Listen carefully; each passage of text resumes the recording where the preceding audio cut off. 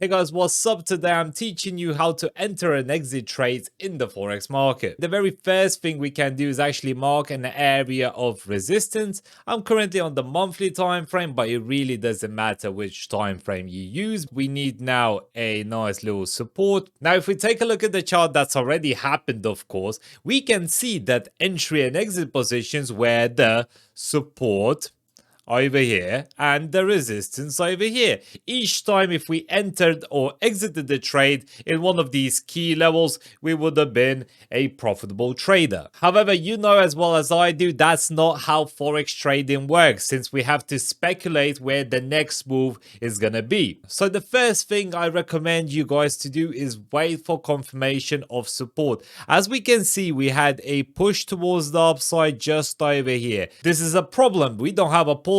We don't know where it's gonna stop. We don't know whether we should enter or exit. We don't know whether it's gonna push and then just drop back down, retest this previous area of support. We don't know that. We cannot confidently enter the trade. The train has already left after this candlestick over here going towards the upside. All of these entries would be lame. Even though it went towards the upside 9 times out of 10, it wouldn't. So what do? After that push happens towards the upside, so this push happens, right?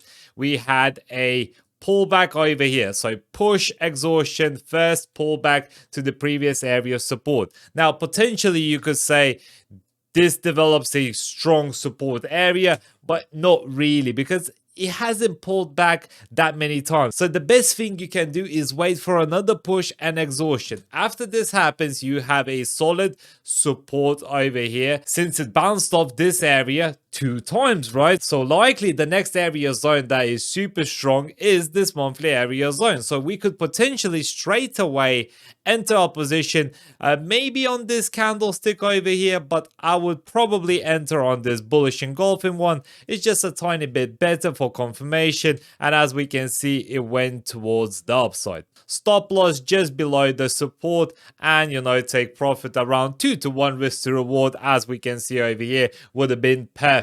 But as I said, there are other problems that will happen in the Forex market that you need to be aware of. So if we had my favorite 3 moving average combination, we can see that the 200 moving average, which is the green line over here, has bounced off these area zones. Now, this gives me a different perspective. If I had these moving averages on my chart straight away, I would have known that after that heavy push towards the upside, there was an exhaustion back towards the downside because of the 200 moving average line. It's a substantial line that candlesticks heavily react. So now with this information, if we want to enter a trade, put on a long position, we enter over here, but where do we take our first profit? Well, we cannot set our take profit just over here without closing a partial profit. That would be stupid, because the 200 moving average is over here. We don't know whether this candlestick will break the 200 moving average if we entered over here.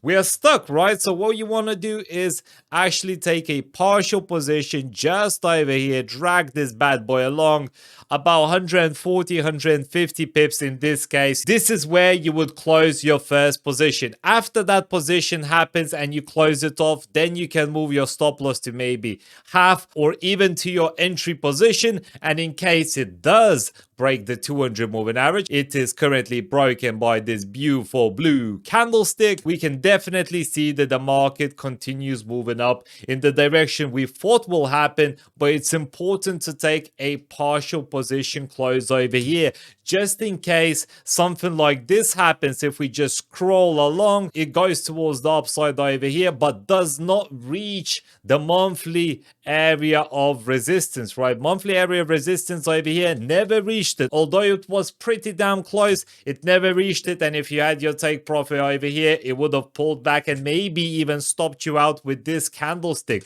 So you need to be aware of it. That's why I love having the moving averages. It will just give you a in-depth look, and you will be aware of different types of scenarios that could potentially happen. Now, I always recommend everyone trades with the trend. That's the most important thing when trading. However, recently I've been trading reversals, so I'm going to teach you guys how to sell the trade as well. So reversals, if we wanted to trade over here, monthly monthly area of resistance, right?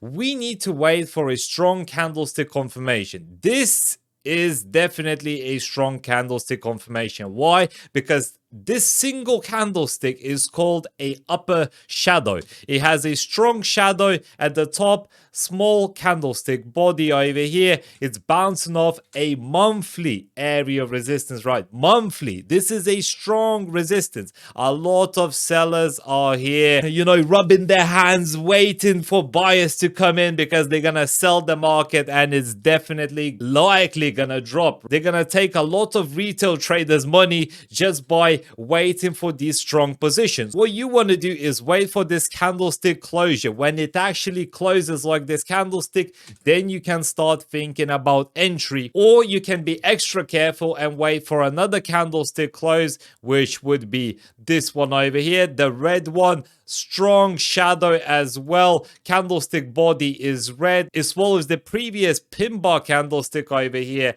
it going towards the downside. As well, we need to be aware of the 20 and 200 moving averages over here. So what we would do, first take profit around 100 pips. Yes, it seems like you're risking a lot of money. It's not the best risk to reward in this case, but you need to think logically. Likely, because it's bouncing off the monthly area resistance, the market is overbought. Where's the next area zone? It is here, right? So likely that's where it's heading. So first take profit over here because that's the space you have, because you don't know. You don't know whether it's gonna, pull back over here. And look, it had that little shadow over here. It could have went towards the upside. It could have happened. That does sometimes happen in Forex. You cannot prevent it. But thinking logically, if you wait it out, if you have the cojones, if you have some bollocks and you're trading Forex, likely it's gonna break because your previous area of monthly resistance is strong enough to withstand all the buying pressure. So once it breaks out over here,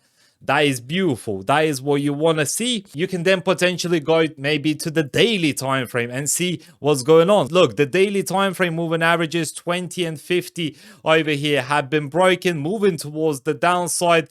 Even the moving average over here, the crossover happens. That means it's a great indication for selling momentum. So you continue holding the trade off and boom, straight away your take profit is much, much bigger. And once it reaches your partial take profit level, you can instantly put your stop loss to entry, or just maybe leave a little bit just in case it continues moving up. And suddenly your risk to reward ratio came from the negative, 0.62 to 4.1 to 5.1 risk reward, because you use logic in trading. That's where the heavy banks, everything are looking at these levels. They were looking at that monthly area resistance. You wait it out, you get a nice confirmation. Even if you had a look at the daily, that's a double top, by the way. So push, M formation over here. That double top looks like an M pattern. That would be the neckline just over here.